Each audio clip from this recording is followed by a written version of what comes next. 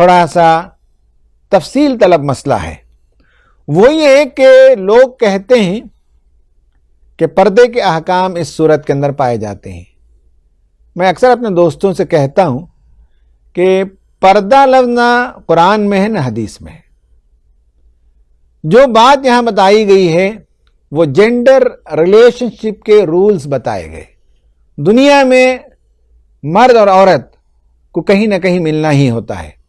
میاں بیوی کے علاوہ ملاقات ہوتی ہے. کالج میں جائیں گے تو لڑکے اور لڑکیوں کو ملنا پڑتا ہے. سب جگہ صرف مسلمان لڑکے اور لڑکیاں نہیں ہوتی ہیں. کالج میں، یونیورسٹی میں، آفس میں، ٹرین میں، ٹریولنگ میں، بہت سی جگہ مردوں اور عورتوں کو ایک دوسرے کا سامنا کرنا پڑتا ہے. ایک دوسرے کے ساتھ زندگی کے امور طے کرنے پڑتے ہیں. ان میں جینڈر ریلیشن شپ کے کچھ اصول بیان کیے گئے. یہ اچھی طرح سے سمجھ لینی چاہیے. جینڈر ریلیشن شپ میں پہلا حکم ہے، یہ حکم بالخصوص گھر کے اندر کا ہے کہ کسی کے گھر جائیں. اس زمانے میں صحابہ کے بڑے بڑے گھر نہیں تھے جیسے آج ہمارے ہوتے ہیں، چھوٹے گھر ہوتے تھے. اور اس گھر میں کسی وجہ سے جانا ہو، کھانے پانی کے لیے اور عیادت کے لیے، کسی بھی کام کے لیے، تو اس وقت یہ کہا گیا کہ نگاہ نیچی رکھو. عورتیں اپنا کام کریں، مرد اپنا کام کرتے ہوئے چلے جائیں آگے جہاں جا کر بیٹھنا ہے. نگاہوں کو لڑانے کی ضرورت نہیں ہے. غض بصر میں یہ بات بھی ہے کہ ضرورتاً کام کرتے ہوئے، فائل لیتے ہوئے، دیتے ہوئے، چیک کا تبادلہ کرتے ہوئے، یونیورسٹی میں ایکسپیریمنٹس کرتے ہوئے دیکھنا تو پڑتا ہے، لیکن دیکھنے اور دیکھنے میں فرق ہے. ایک دیکھنا کام کا دیکھنا ہے، ایک دیکھنا وہ ہے کہ آدمی دیکھتے دیکھتے ڈی فوکس ہو جائے، کہیں اور چلا جائے. یہ ممنوع ہے. غض بصر ہے کہ انسان کام کے بجائے کسی اور چیز کی طرف اس کی نگاہ چلی جائے، اس سے منع کیا گیا.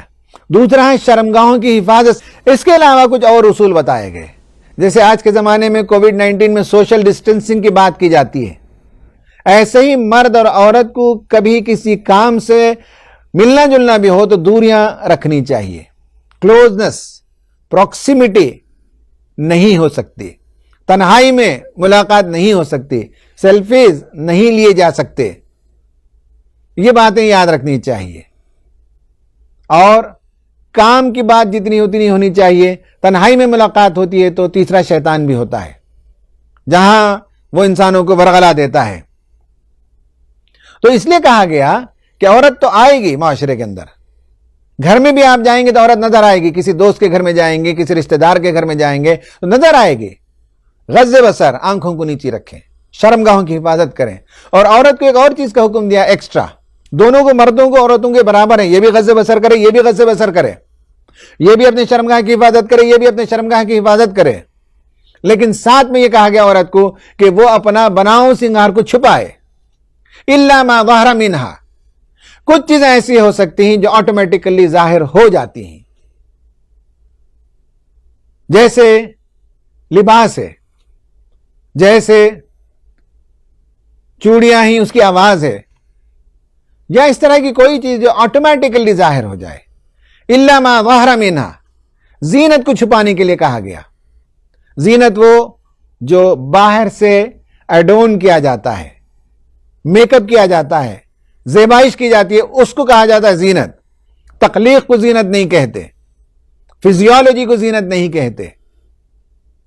جو ایکسٹرا زیبائش کا سامان کیا جاتا ہے اس کو زینت کہا جاتا ہے. اسے چھپانے کے لیے کہا گیا الا ما ظہر منہا، سوائے اس کے جو ظاہر ہو جائے. تو یہ ہے عورتوں کو ایکسٹرا تعلیم. اور اس کے بعد اس میں یہ بات بھی سمجھ لیں کہ لباس دونوں کے لیے چست نہ ہو. بالخصوص عورت کے لیے جس میں لباس میں لوزنس ہو، تھک ہو کپڑے، اٹریکٹیو نہ ہو. جب دو جینڈر کے درمیان ملاپ ہو، اپنے شوہر کے لیے اپنے گھر میں رہتے ہوئے سنگار سوار کر سکتی ہے، لیکن بیرون کی دنیا میں یا خود گھر میں کوئی اور مہمان آئے جن کے سامنے عورت جاتی ہے تو اس وقت اسے بناؤ سنگار نہیں کرنا چاہیے. میں نے ایک مرتبہ مولانا مجاہد الاسلام قاسمی صاحب سے پردے کے بارے میں پوچھا تو انہوں نے بتایا کہ دیکھو بیٹے، مختلف قسم کے پردے ہیں اور عورتوں کی مختلف قسمیں ہیں. ہر ایک کو اس کے لحاظ سے اس کا ضمیر بتائے گا کہ کیسے پردہ کرنا ہے. طبقہ اشرافیہ کی عورتیں گھروں میں زیادہ رہتی ہیں. جن کو کالج جانا ہوتا ہے، اسکول جانا ہوتا ہے، ان کو کیسے پردہ کرنا چاہیے وہ بہتر جانتی ہیں. جن کو چھوٹے موٹے کام کرنے کے لیے گھروں میں جانا ہے، ان کو کیسے حیا کے ساتھ رہا جائے یہ ان کو بتانا چاہیے. تو گویا معلوم ہوا کہ ایک قانون میں سب کو فٹ نہیں کیا جا سکتا. بنیادی طور پر نگاہوں کی حفاظت، شرم کی حفاظت، دوری مینٹین کرتے ہوئے، تنہائی نہ ہوتے ہوئے، لباس کو سیدھا سادہ رکھتے ہوئے الگ الگ قسم کے پردے ہو سکتے ہیں. الگ الگ قسم کے جینڈر انٹرمنگلنگ قانون ہو سکتے ہیں، جسے ہم عام طور پر پردہ کہتے ہیں. تو یہ بہت اہم چیز ہے اسلام میں کہ دونوں کے درمیان بے محابہ ملاقاتیں نہ ہو، دونوں کے درمیان بے تکلفی نہ ہو، جن میں کوئی رشتہ نہ ہو. دونوں کے درمیان دوری ہونی چاہیے.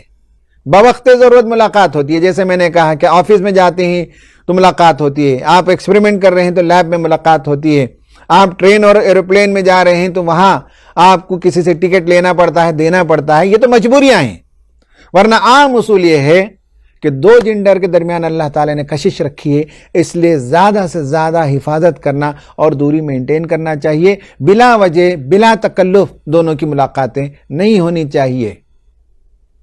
یہ حکم آ گیا اور اس کے بعد کہا گیا نکاح کراؤ. معاشرے میں کوئی بغیر نکاح کے نہ بیٹھے، مرد ہو کہ عورت ہو، پہلی شادی ہو یا شادی ہونے کے بعد بیوی مر گئی ہو، تو ایسے سب لوگ جو بغیر شادی کے ہیں ان کے نکاح کرائے جائیں. نمبر 10. نمبر 11 مکاتبت، یعنی غلام ہیں معاشرے کے اندر، ان کے لیے بھی بہت ضروری ہے کہ وہ شادی کریں، اپنی عفت کی حفاظت کریں. اس کے لیے ضروری ہے کہ ان کی رقم کا انتظام کریں تاکہ وہ اپنے مالکوں سے وہ رقم دے کر چھٹکارا پائیں. نمبر 12 چکلے، ریڈ لائٹ ایریاز کو ممنوع قرار دیا گیا. یہ 12 احکام آئے. نمبر 1 زنا کی سزا بیان کی گئی. نمبر 2 زانی اور زانیہ سے شادیاں نہیں ہو سکتی. نمبر 3 قذف کا مسئلہ. نمبر 4 لعان کا مسئلہ. نمبر 5 واقع افک کا مسئلہ. نمبر 6 تشہیر فحش پر ممانعت. نمبر 7 گھروں کی پرائیویسی. نمبر 8 غض بصر. نمبر 9 عورتوں کے لیے ایکسٹرا جو جینڈر ریلیشن شپ میں احتیاط کرنی ہے یعنی لباس، اس کا تذکرہ. اور نمبر 10 نکاح کرانا. نمبر 11 غلاموں کو آزاد کرنے کے لیے ان کی مدد کرنا. نمبر 12 وہ ریڈ لائٹ ایریاز، چکلے، یہ ممنوع قرار دیے گئے اور ان عورتوں کو ریہیبلیٹیٹ کرانے کا